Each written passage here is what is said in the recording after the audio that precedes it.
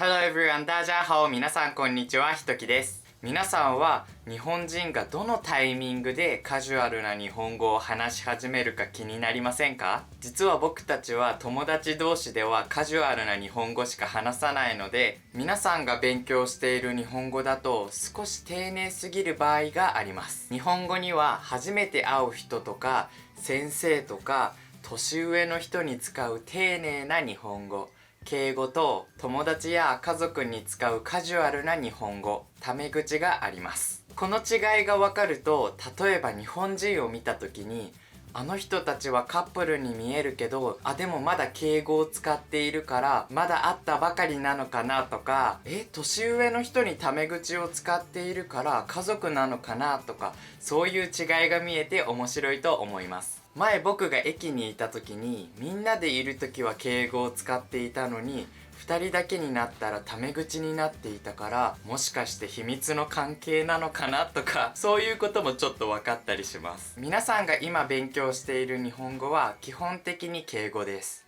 例えば食べたいですとか楽しいですとか、そういう風にですますが最後についているものは敬語です。逆に食べたい、楽しいとかはタメ口になります。でもこのタメ口は初めての人とかお年寄りとか先生とかに使うと失礼になってしまうので、少し使い方が難しいんですよね。誰に敬語を使えるかっていうのは違う動画で前説明したので、そっちを見てください。もし道にいるおじいさんに、あれおじいさんその杖いいね、どこで買ったのっていう風にタメ口を使ったら、多分杖で叩かれると思います。今日僕が教えたいのは、皆さんが街とかパーティーで日本人を見た時に、その人たちの関係性がわかる力と、それを使って自分も友達を作れる力を教えたいと思います。初めて会う人にはおはようございますって言うけど、友達にはおはようって言いますよね。でも初めて会う人もいつか友達になるじゃないですか。じゃあいつ敬語からタメ口に変えればいいのかわからないですよね。実はここにはいくつかのステップがあるんです。それを理解すれば、この人たちが今どのステップにいるのかわかるので、その人たちの関係性がわかります。もちろん自分と友達がどれくらい関係が近いかもわかるので、すごく役に立ちます。では、ステップ1、タメ口を始めやすい環境を作ることです。僕たちが初めてタメ口を使う環境って絶対あって、多くは一緒に何かをしていたり、興味あることについてすごく話していて、お互いのテンションがすごく上がっている時だと思います。なぜかというと、タメ口はやっぱり関係が近い時に使い始めるので、そういう気持ちが上がっている時はタメ口を使い始めやすいです。一緒に楽しいことをしていないと、タメ口を初めて使うタイミングはないんじゃないかなと思います。僕がよくタメ口を使い始める時って、ボードゲームを一緒にする時ですね。前よくやったのは人狼っていうゲームで、みんなの中に嘘をついている人が一人いるんですよ。そしてそれが誰かみんなで話し合って、その人を見つけるっていうゲームです。こういうゲームをしている時ってちょっと冗談が言いやすいので、犯人ですかじゃなくて犯人でしょっていう風にタメ口を使いやすい環境にあります。ステップ2、少しずつタメ口を入れる。タメ口を使う時ってそんなスイッチみたいにいきなり入るんじゃなくて、少しずつ少しずつ使っていきます。だってさ、プレゼントありがとうございます、これ開けてみてもいいですか？はい。うわー、すごい美味しそうです。今暇？一緒に食べる？急に誰？誰？いきなり心の距離グッて近づけてきたよ。最初ははいをにしてみるとか、あとはその人にタメ口を使うんじゃなくて、最初はこの花綺麗とか、そういう直接タメ口にならない方法を使います。誰かがこのバッグ買ったんですよって言った時に、すごい可愛いっていう風に、その人のものに対してタメ口を使ったり、この後旅行きませんかって言われた時に、はいじゃなくて、大丈夫行きましょうっていう風に、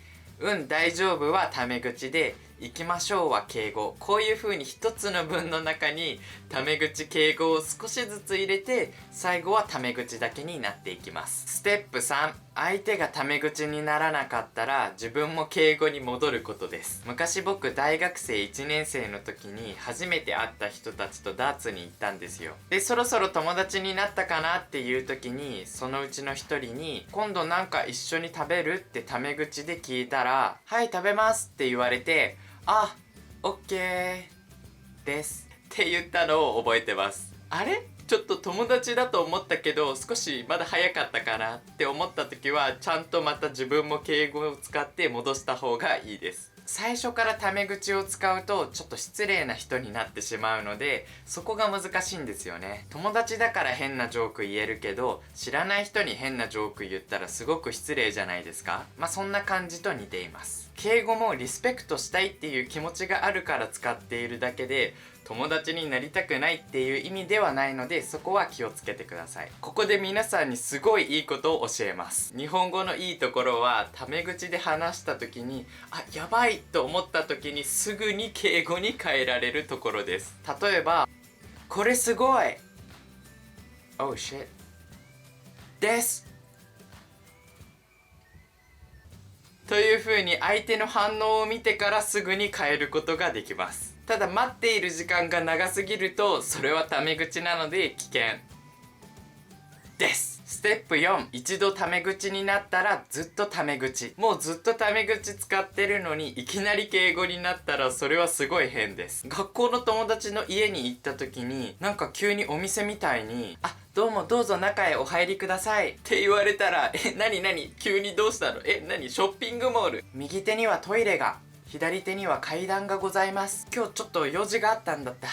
また来るね。バイバイって帰りますよね。近かった距離が急に遠くなったように感じますよね。でも逆にタメ口を少しでも知っていれば、あれこの人タメ口を使い始めた。僕たちの仲は少し近くなったんだなって知ることができて、すごく嬉しいと思います。こういう風に最初はタメ口を使いやすい環境を作る。そして使う時は少しずつ使う。でも相手が使わなかったら自分もまたちょっと敬語に戻す。そしてタメ口が使えるようになったらそのままタメ口を使い続けるっていう、このステップを紹介しました。正直外国の方が日本語を話してくれるだけでも僕たちめっちゃ嬉しいんですよ。だから友達になり始めた人に少し早くタメ口を使っても僕たちは全然失礼だと思わないです。そこは怖がらないで、お店とかではちゃんと敬語を使って、友達ができた時はタメ口を少し入れてみるのもいいと思います。皆さん、